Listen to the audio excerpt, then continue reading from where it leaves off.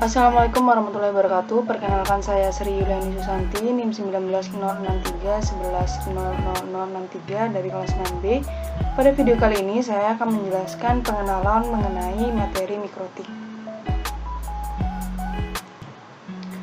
Jadi, pengertian dari mikrotik itu sendiri merupakan sistem operasi Linux base yang diperuntukkan atau digunakan sebagai network dari router sendiri. Kemudian mikrotik itu dibagi menjadi dua bagian, yaitu mikrotik router OS dan mikrotik router board. Selanjutnya ada beberapa fitur yang digunakan pada mikrotik. Untuk yang pertama yaitu ada address list, kemudian ada asynchronous, ada bonding, ada bridge, ada data rate management, ada DHCP, firewall dan NAT, kemudian ada hotspot.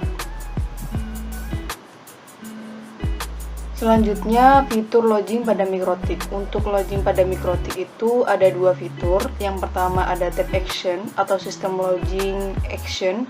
Yang kedua ada tab rules atau sistem login rules.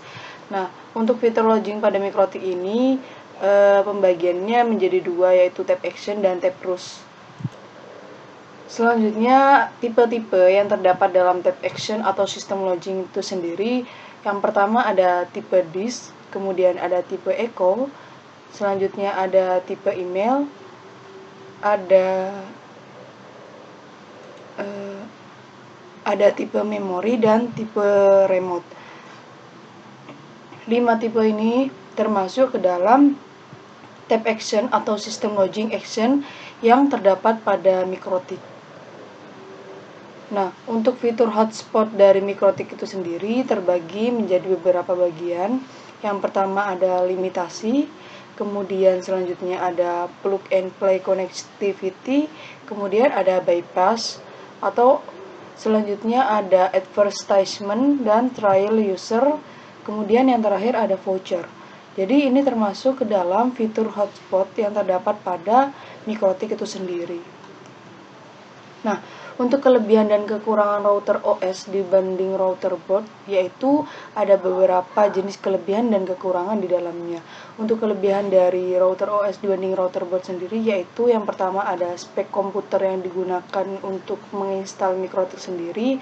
Router OS ini bisa lebih tinggi dari spek router board. Jadi, router OS itu lebih baik daripada router board untuk menginstal dari mikrotik itu sendiri. Selanjutnya yaitu ada memori RAM yang bisa ditambah dengan mudah, sehingga bisa mempermudah kita saat menggunakan atau menginstal dari mikrotik yang kita butuhkan. Selanjutnya yaitu ada ruang penyimpanan hard disk yang bisa diatur besarnya sesuai keinginan kita.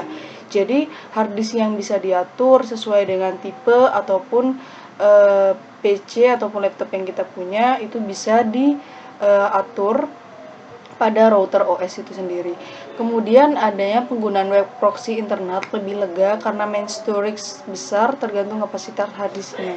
Jadi router OS di sini jika menggunakan web proxy internet itu lebih lega dan lebih luas gitu untuk penggunaannya, karena kapasitas hard disk yang digunakan juga lebih luas, tergantung dari hard disk yang kita gunakan, mau menggunakan yang lebih luas ataupun yang lebih kecil ukurannya. Kemudian selanjutnya yaitu untuk router OS sendiri, jika mengalami kerusakan di hardware itu lebih mudah menggantinya dan juga bisa diganti dengan lisensi mikrotik router OS walau menggunakan PC yang sama. Jadi untuk router OS sendiri, jika ada kerusakan di hardware itu lebih mudah mengganti daripada menggunakan router dari board sendiri. Selanjutnya yaitu kelebihannya cocok sebagai router yang beban kerjanya lumayan berat yang menangani banyak klien dalam satu waktu. Jadi router OS ini lebih luas jangkauannya sehingga beban kerja yang digunakan atau beban kerja yang dikeluarkan itu lumayan berat yang menangani banyak klien dalam satu waktu. Selanjutnya untuk kekurangan dari router OS sendiri ada beberapa poin. Yang pertama, jumlah port jaringan yang terbatas, kemudian tidak hemat listrik karena menggunakan PC. Selanjutnya, terkadang router OS ini sendiri kesulitan menentukan kartu jaringan yang disupport oleh Mikrotik router OS. Nah, selanjutnya ada kelebihan dan kekurangan router board dibandingkan router OS. Jadi, kebalikan dari yang tadi. Untuk kelebihan dari router board sendiri dibandingkan router OS itu yang pertama ada lebih hemat biaya karena harga lisensi router board itu jauh lebih murah dibandingkan router OS. Tergantung dari level yang kita gunakan, level yang kita butuhkan. Untuk harga dari router board itu lebih murah dari router OS sendiri. Kemudian router board sendiri itu lebih hemat listrik. Contohnya RB750 konsumsi listrik hanya 2,5 watt saja. Kemudian tidak ribet untuk menginstal, cukup nyalakan setting, maka router sudah bisa digunakan.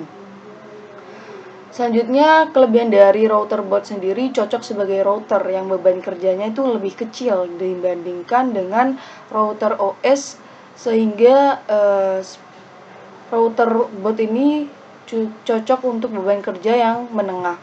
Nah, untuk yang berat biasanya menggunakan router board itu spek yang tinggi, tentu dengan harga yang lebih tinggi juga.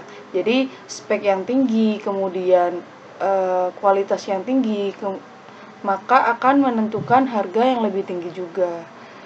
Nah, untuk selanjutnya yaitu kekurangan dari router board, yaitu karena yang pertama speed hardware-nya yang terbatas karena terdiri dari CPU, main storage, NAND, dan RAM. Kemudian kekurangannya kurang bagus bila digunakan sebagai web proxy internal.